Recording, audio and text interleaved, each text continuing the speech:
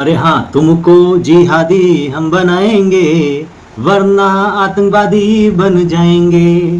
कांग्रेस का ये कहना है कि हम तुमको जिहादी बनाएंगे, वरना आतंकवादी खुद बन जाएंगे। हम भारत को हिंदुस्तान पाकिस्तान जैसे बनाएंगे, वरना इस्लामवादी बन जाएंगे, वरना कुरान पढ़वाएंगे। हम तुमको ही इस्लाम में कन्वर्ट कराएंगे और हिंदुओं को मुस्लिम बनाएंगे, वरना आईएसआईएस बनवाएंगे, वरना हिजबुल मुजाहिदीन बनवाएंगे। हम तुमको ही कन्वर्ट कराएंगे और तुम्ही में से हम छांगुर बाबा से मिलवाएंगे और आगरा में धर्मांतरण कराएंगे, गोवा तक नेटवर्क बढ़ाएंगे। अगर हमको इस्लाम नापसंद आवे तो भी हम सर्तन से जुदा करवाएंगे। अरे हम तुमको ही इस्लामिक मुल्क में शामिल करवाएंगे। कांग्रेस का कहना है। और कांग्रेसी जो है अभी वोट प्रचार प्रसार में निकले हैं, देश में तमामों कॉन्स्टिट्यूशन में अमेंडमेंट करे हैं और अमेंडमेंट करके सेक्युलरिज्म लाया, सेक्युलरिज्म के बिहाफ पर। और जो इन लोगों ने घोटाले महापाप भ्रष्टाचार किए हैं उस पर पर्दा डालते हुए वोट चोरी का आरोप, जो कि जो जैसा होता है वो ऐसा सोचता है, जो कि हमारे माननीय प्रधानमंत्री जी देश हित राष्ट्र हित के लिए काम कर रहे हैं। हमारे बात करी जाए पूजनीय महाराज जी योगी आदित्यनाथ जी देश हित राष्ट्र हित के लिए कार्य कर रहे हैं और जिहादियों पे बुलडोजर चलाएंगे, चाहे वो मिट्टी में मिलाएंगे। अतीक अहमद जैसे लोगों को, मुख्तार अंसारी जैसे लोगों को मिलाया। तो ये है, हम अगर सनातनी कहलाएंगे तो अपने कार्य जो होता है उसके लिए कार्य के बाद 2 घंटे सनातन धर्म के लिए निकालेंगे, पूजा पाठ में हम जाएंगे, तभी हम अपने धर्म की रक्षा कर पाएंगे, तभी हमारा भारत विश्व गुरु कहलाएगा। तभी जब हम वीर शिवाजी राव की तरह, वीर संभाजी छत्रपति शिवाजी महाराज की तरह देश के लिए, अखंड भारत के लिए कार्य करेंगे, तभी हम छावा कहलाएंगे, शेर कहलाएंगे।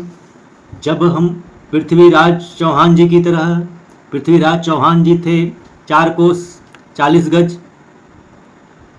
ऊपर बैठा सुल्तान, मत चुको चौहान 4 गज 40 बांस, ऐसे कुछ कहा गया है। अभी मौके पे ये बातें पूरी नहीं याद आ रही है, तो 4 गज 40 गज 4 बांस, ऊपर बैठा सुल्तान मट चुको चौहान।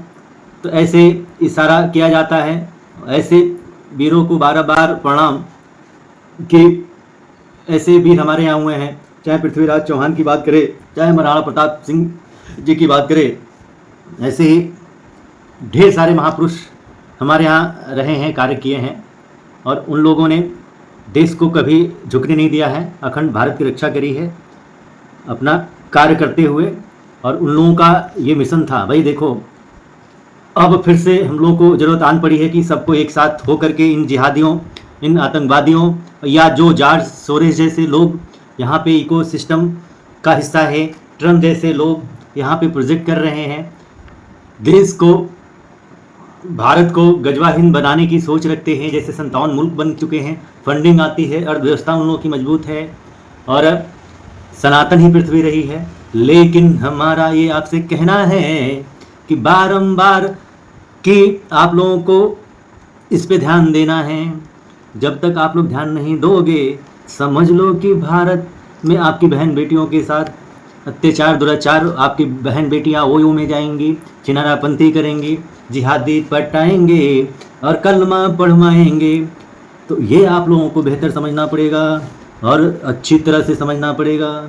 बार बार संजय शर्मा नहीं समझाएंगे, ना ही पुष्पेंद्र कुलश्रेष्ठ आपके बीच हमेशा रह पाएंगे, ना ही अश्विनी उपाध्याय जी बार बार ये संविधान सिखाएंगे, ना ही याचिका कोर्ट हाई कोर्ट में लगाएंगे, ना ही सुप्रीम कोर्ट में आर्गूमेंट आप लोगों के लिए निस्वार्थ भाव से लड़ाई लड़ेंगे और आप लोग का जो एक, चाहे वो IAS हो, चाहे PCS हो, चाहे वो DM हो, मंत्री हो, सांसद हो, ये भ्रष्टाचार घोटाले जो कर रहे हैं और भाषा बोल रहे हैं, मैं काली शिक्षा जो एजुकेशन रही है, राजू दीक्षित ने जी भी कहा करते थे और कह करके समझा के आर्यभट्ट और सुश्रुत जी का जो महर्षि सुश्रुत थे, आर्यभट्ट थे या बाल भट्ट थे, तो वो हमारे यहाँ आयुर्वेद इलाज होता था, आयुर्वेदिक इलाज होता था, जो कि अब एलोपैथ में होने लगा है। लोगों के पास इतनी बीमारियां बढ़ती चली जा रही हैं, लोग अब उसी के दवा के आदी हो जाए। अगर BP हो गई तो BP आपके लिए हमेशा सदैव तत्पर बनी रहेगी, शुगर हो गया तो बना रहेगा, कैंसर हो गया तो बना रहेगा, क्योंकि खान पान में इतना मिलावटखोरी हो रही है, इतना प्लास्टिक के आइटम आ रहे हैं, प्लास्टिक के बोतलों में या पैकिंग आ रही है, वो कितने दिन पुरानी होती है, सब कुछ पैकिंग वो करके, बल्कि उसको मिटा करके फिर से नया थप्पा लगा दिया जाता है। तो ये पुराना ही रिसाइकिल वाला आइटम आप लोग खा रहे हैं, रिफाइंड जो है खा रहे हैं, समोसा खा रहे हैं, रिसाइकलिंग वाला खा रहे हैं, चाय भी पी रहे हैं तो एक बार का गरम एक बार बना दीजिए पी लीजिए चलता है, समोसा एक बार ऑयल में बना करके खा लीजिए चलता है, लेकिन बार बार वो रिसाइकिल होता है और सेहत के लिए हानिकारक होता है, स्वास्थ्य के लिए हानिकारक होता है। तो ये चीज़ें हो रही हैं। खेतों को जो है यूरिया बांट करके आदि बना दिया गया था, उस समय SDM और BDO जो है फ्री में दिया करते थे खेतों को नष्ट करने के लिए। अभी वही प्रस्ताव जो है अमेरिका कह रहा है कि जैसे अमेरिका से चावल चाहे गेहूँ वो सब आता है, वहाँ पे भी कृषि होती है, वो कह रहा है कि भारत को हमें दे दो कृषि करने के लिए, तो क्या हमारे यहाँ किसान मर जाएंगे और उनको दे देंगे? तो मोदी इसीलिए तैयार नहीं हो रहे हैं। भाई हम लोगों को शुरू से कहा गया ना कृषि प्रधान देश है, तो कृषि प्रधान देश हैं तो कृषि प्रधान का मतलब पहले भारत तो सोनी चिड़िया थी, यहाँ पे खादान भी था, हीरा डायमंड हर एक चीज़ सब लूटे पाटे लेके चले गए, और वो आज भी कोनूर वहाँ पे महारानी है और जो आता रहता है बदलता रहता है, उसके सर पे वो ताज बना हुआ है। तो इतना लूटा गया, इतना शोषण हुआ, और आज वही जो डीप स्टेट का हिस्सा है भारत के टुकड़े करा दिए कांग्रेसियों ने। जो स्थापना हुई थी कांग्रेस लीग की 1885 ईस्वी में, मुस्लिम लीग की स्थापना जो है 1935 ईस्वी में हुई। यही सब जो है घियासुद्दीन गाजी के औलाद वाले बंटवारा करा लिए। बारंबार मैं एक बात बोलता हूँ तो लोगों को ये लगता है कि बारंबार ही बात बोल रहे हैं। तो जब तक हम नहीं जगाएंगे योगी नहीं बताएंगे, और महाराज जी शासन चलाएंगे, और ऐसे देशद्रोहियों पे बुलडोजर चलाएंगे, तब तक नहीं जिहादियों को समझ आएंगे। तो जिहाद तो मान के चलो कि यूपी गवर्नमेंट यहाँ पे काम कर रही है, बढ़िया से बेहतर तरीके से कर रही है, लेकिन यहाँ पे छांगुर बाबा का जो बलरामपुर वाला केस, हम रहे थे कि क्यों छांगुर बाबा है, लेकिन इससे बड़े बड़े हिटलर लोगों का नाम आ रहा है। आगरा में जो अभी लेडी डॉन का जो नेटवर्क पकड़ा गया, उसका देखा जाए गोवा में मकान है, उसका परिवार गोवा में रहता है और वहाँ से हैंडलिंग कर रही है, जो कि कई देशों से, कई खाड़ी देशों से होते हुए, अमेरिका होते हुए और कई देशों से होते हुए फंडिंग आ रही है भारत में धर्मांतरण के लिए, जिहाद के लिए, जो कि आगरा वाला भी नेटवर्क पकड़ा। और उसका उड़ीसा में भी जो है घर है, उसका जो परिवार है घर है, और उसका जो पति है शेखर वो भी धर्मांतरण कर चुका है। सब वो लोग जो है धर्मांतरण करके हमारे यहाँ बहन बेटियों के साथ लगातार, वैसे एक व्यक्ति ने कॉलेज की लड़की को टारगेट करके जो है 10 शादियाँ किया, 10 लड़कियों की ज़िंदगी खराब करी। ऐसे लड़कियों को, जैसे आजकल जो लड़कियां होती हैं हाई स्कूल इंटर वाली, तो उनको ये बायोलॉजिकल एक प्रॉब्लम है, उनको मतलब जो है जलवायु का वो है कि उनको मतलब कोई ना कोई चाहिए, ऐसा मतलब सिस्टम होता है। तो ये सब चीज़ें हैं। तो शिक्षा में संस्कार बहुत ज़रूरी है, गुरुकुल शिक्षा बहुत ज़रूरी है, ये साइंटिफिक रीजन है। जलवायु, और हमारे यहाँ बारंबार मैंने कहा है जलवायु का हो गया, यूरिया पोटास, खान पान मिलावट और घोटालाबाजी, भ्रष्टाचार जो भी हो रहा है, नशा तस्करी, ड्रग्स, जिहाद, फलाना धमाका, तो इससे एयर पोल्यूशन भी बढ़ रहा है। और आपका पॉपुलेशन तो बढ़ ही रहा है, जनसंख्या विस्फोट तो हो ही रहा है, एयर पोल्यूशन बढ़ रहा है। इस पर हमारी गवर्नमेंट जो है कानून नहीं लेके आ रही है। तो बारंबार ये कितनी बार समझाया जाए। तो कांग्रेसियों का कहना है कि हम भारत को इस्लामिक मुल्क बनाएंगे, चाहे हम लश्कर-ए तैयबा बनाएंगे, चाहे हम जारसोरे से फंडिंग करवाएंगे, हम तो हैं डीप स्टेट का हिस्सा, हमारा इकोसिस्टम का है किस्सा। तो हम तो घोटाले के बाद, सजा याफ्ता होने के बाद, अदालत से जमानत होने के बाद, हमारी सांसदी अमेठी से जाने के बाद वायनाड में हम सांसद कहलाएंगे और फिर यहाँ पर आकर नए नेक्स्ट पंचवर्षीय संसदीय लोकसभा चुनाव में अमेठी में स्मृति ईरानी को हराएंगे और रायबरेली का जो हमारे पूर्वजों का है साम्राज्य, चाहे वो हमारे नेहरू ही क्यों ना हो रहे हों, चाहे हमारी दादी इंदिरा ही क्यों ना रही हों, चाहे हमारा फिरोज गांधी के नाम पर वहाँ पे रायबरेली में स्कूल कॉलेज खुला हुआ है, तो हमारी तो वो पैतृक संपत्ति है, हमारा तो वो अमेठी पैतृक संपत्ति है और हमारा ये चुनावी जो संपत्ति है वो हमारा रायबरेली है। तो रायबरेली में हम जन्म प्रमाण पत्र फर्जी बनवाएंगे और बांग्लादेशियों को यहाँ बसाएंगे। ममता बानो जो वहाँ पर तृणमूल कांग्रेस की कर रही हैं, वहीं से हम बॉर्डर पार करवाएंगे। अब भारत को गजवा हिंद बनाएंगे, लेकिन हमें जो करना है हम करके दिखाएंगे।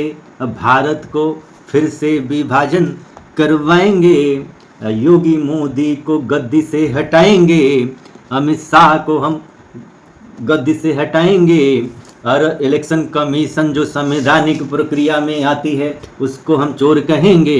ईडी और सीबीआई को हम बीजेपी का एजेंट बताएंगे। अपने संवैधानिक, कांग्रेस का कहना है, अपने ही संविधान के ऊपर उंगली उठाएंगे और जो संविधान बनाया उसी पे बीजेपी बढ़िया से कार्य कर रही है, उसी संविधान का पालन करते हुए कर रही है।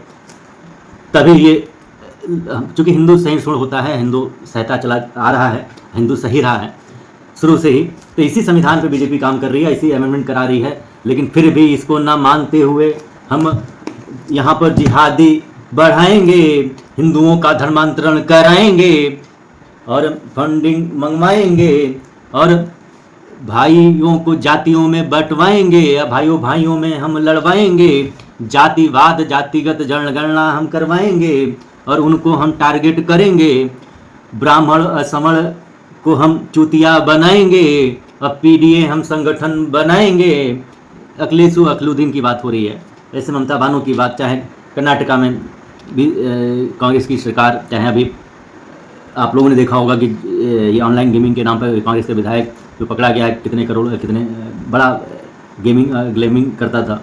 तो ये सब चीज़ें, इको सिस्टम है, फंडिंग ऐसे ही होती है। अब बताओ कि 11 साल 12 साल सत्ता से दूर रहे हैं, तिलमिला उठे हैं, लेकिन ये सब लोगों का फंडिंग कहाँ से है, कहाँ से पैसा आ रहा है इतना? चूँकि ऑस्ट्रेलिया, अमेरिका, कनाडा, हर जगह एक्सिस बैंक में, वर्ल्ड बैंक में इन लोगों का पैसा जमा है। ऐसे ही अखिलुद्दीन का भी पैसा जमा है। भाई इन लोगों का व्यापार बिजनेस क्या है? यही के देश को ही लूटा है, जैसे अंग्रेज लूटे, मुगल लूटे।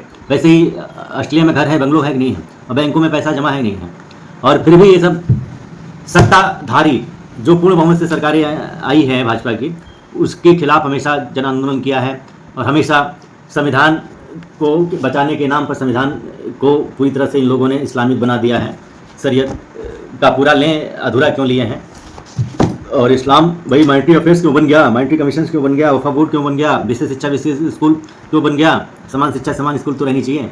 तो वही तो है टेंडेंसी, चाहे वो आर्टिकल 14 हो, चाहे आर्टिकल 19 मौलिक अधिकार वाली, चाहे आर्टिकल, अगर बात करी जाए आर्टिकल 25, आर्टिकल 26, भाई हमारा आर्टिकल 26 भी यही कहता है, सेक्युलरिज्म में जो 42 भैया ये धर्म की आज़ादी धर्मांतरण की नहीं।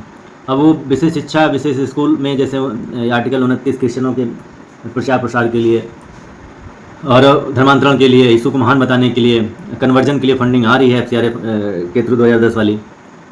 और वही आर्टिकल 30 में भी जो है इस्लाम के प्रचार प्रसार के लिए, मदरसों के प्रचार प्रसार के लिए, मदरसा शिक्षा के लिए फंडिंग आ रही है लगातार।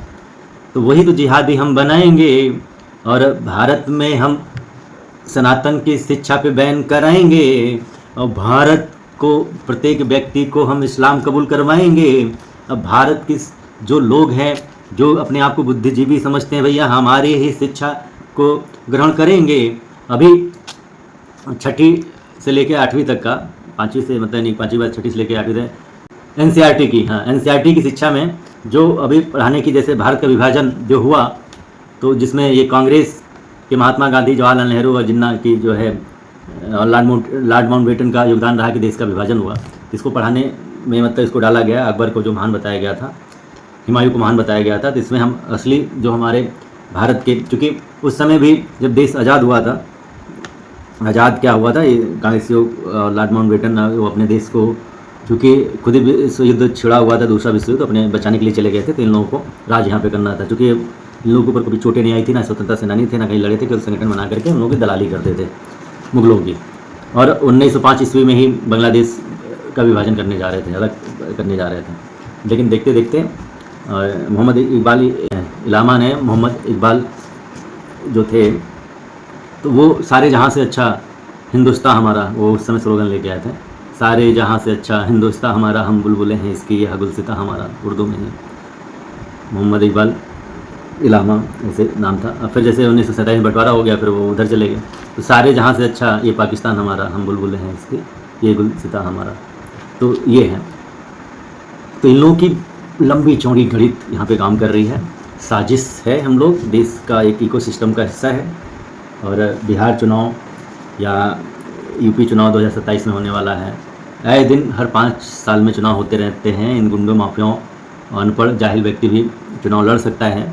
तो वन नेशन वन इलेक्शन करने की अति आवश्यक है। 48 देशों में आज भी चुनाव जो है वन नेशन वन इलेक्शन के तर्ज पे होता है। जब देश आज़ाद हुआ था तो भी वन नेशन वन इलेक्शन ही होता था, चाहे वो प्रधानी का चुनाव हो, चाहे ग्राम पंचायत मतलब प्रधानी का, चाहे सभासद पार्षदी का चुनाव हो, नगर निगम नगर पालिका का चुनाव हो, चाहे ये ग्राम ये जिला पंचायत का चुनाव हो, चाहे विधायकी का चुनाव हो, चाहे वह संसदीय का चुनाव हो। तो सारे चुनाव एक साथ होते थे, वन नेशन वन इलेक्शन। उसमें खर्चा भी कम लगता था। प्रोटोकॉल चुनाव प्रचार में जैसे कांग्रेस अभी बिहार में टहल रही है, कभी तेजस्वी रोज़ जनसभा कर रहा है, चाहे ये राहुल जनसभा कर रहा है, राहुल तेजस्वी मिल रहे हैं। जैसे यूपी में भी जो है 2 जोड़ी काम कर रहे थे, राहुल और अखिलेश, 2 मतलब जो है युवराज काम कर रहे थे, ऐसा मतलब जो है प्रोपेगेंडा फैलाया गया था। लेकिन फिर यहाँ से 2017 में निराशा हाथ लगी थी।